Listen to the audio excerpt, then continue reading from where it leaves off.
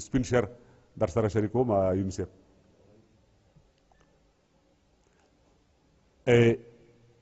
یو درې بیته ترې مخکې و، ای د نازبینو د چم خانه تا ته څه پته ده، ای د نازبینو د چم خانه تا ته څه پته ده،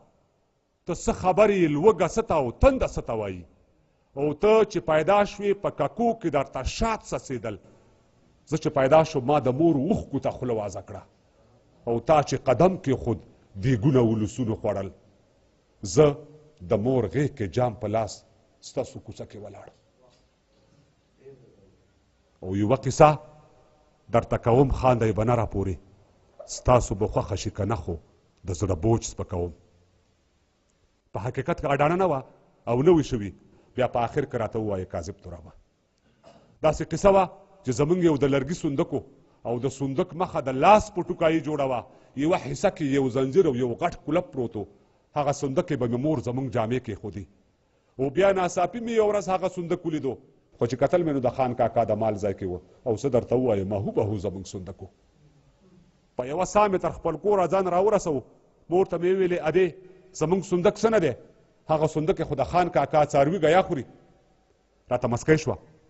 راته ویې ویل لیونیه زویه صندوق او په هغې صندوق کې فرق نشته، بس دومره فرق دی چې موږ پکې جامې کېږدو، زه دا منمه چې هغوی پکې واښه اچوي. ورته مې ویلې ادې خبره شوې به یې، زموږ د کلي خلک وایي چې سبا اختر دی، دې ځل اختر به په زړو جامو کې نه تېروم، تا خو ویلي و چې تاله مې جامې کړي دي. او یوه رنګینه شان جوړه یې راته وښودله، د خوشحالۍ نه په ما یو نه دوه ځلي اختر شو، د خوشحالۍ نه په یو ډوله کوره ووتمه، له ډېره نازه مې غرهاری د موټر شروع کړو، زړه کې مې ویل چې سیالي مې برابره شو، اوس په یوه ساه به یې تر لوبغالي پورې ورسېدم، ښې ډېرې بڼې مې د کلي په کوڅو کې وکړې، لنډه په دا چې د موټر جلب مې بیا راته وکړو، د خولې هارن به مې وهلو، بریک ته هم ودرېدم، په لاره لاره مې دوه درې ماشومان هم ووهل، د خوشحالۍ نه مې په هېچا نظر نه لګېدو. او په یوه منډه مې تر کوره ځان راورسوه، د کلي ښځې به راتلې خپلې جامې یې وړلې، خو چې کتل مې د ګاونډ نه یوه ښځه راغله، او مور ته مې ویلې چې پلانۍ جامې دې وګنډلې، د دې خبرې سره یې سم هغه جوړه واخیسته کومې چې ما ته مور ویلي و چې ستا جامې دي، خو ما یې د لاسو نه راکش کړې دا زما جامې دي، هغې په ډېره بدسترګۍ ما ته پیغور راکړو، مور ته مې خپله مزدوري ورکړه او یې ویډلې. او زه په ژړا شوم او مور ته مې ورمنډه کړله، هغې سینې پورې جوخت ونیولم ښه د لاسه یې راته راکړه خو قانع یې نه کړم، او دومره مې وژړل چې تاسو خبر یې ژړېدلو کې بلا خوند دی چې د خفګان نه یوې ګرمې تبې ونیولم، او اخر مې مور راته سوګند په یوه جوړه وخوړو، ویل ته وده شه زه د شپې تالا جامې ګنډمه، او د ټیکري په یوه پیسکه یې سر وتړلو، تاسو یقین وکئ بلا مودې تېره شوې، خو هغه ښځه مې اوس هم په سترګو ښه نه لګي. بیا د سهار د ملازانه سره ډزې وشوې، خو دغه ډزې د اختر پسې لا تیزې شولې، خو چې راویښ شوم مور مې ناسته وه جامې ګنډلې، د ویښېدلو سره سم مې بیا اصرار شروع کړو، هغې ویل راته چې صبر وکړه، زه صبرېدم چېرته، په خپله خبره ټینګ ولاړو، شاید چې نور حوصله ور پاتې شوې نه وه، او راته معلومه شو چې خدای ګو دا جامې هم پردۍ دي، او دومره یې ووهلم چې په پرتو خاورو راوغورځېدم، بیا ویده شوم، او بیا دوباره زه د ملګرو په دې شور راویښ شوم، خو چې کتل مې حویلی کې ماشومان ولاړ وه، او د اختر په ګلورینو جامو ټول سنبال وه،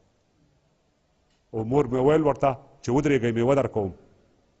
چې تر کوټې پورې راتله نو ما ځان بیا ویده کړو، ولې چې زما او په هغې جامو کې ډېر فرق و، او کوټې ته راغله د کټوۍ نه یې د غنمو نینې په خپل پلو کې زر واړولې، بیا ووته، او زه نور پوه نه شوم، خو د مور مې یو خبر واورېده، ویلې بچو ګورئ خفه نه شئ زه کونډه یم، خو ماشومانو د غنمو نینې وانه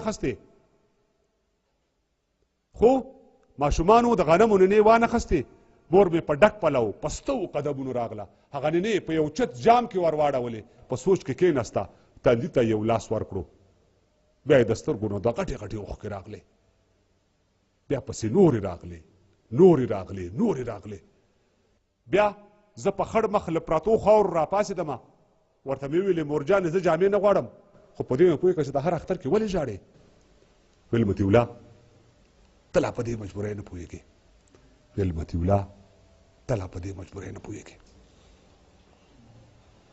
هذا القياس. یو سپین شیربل و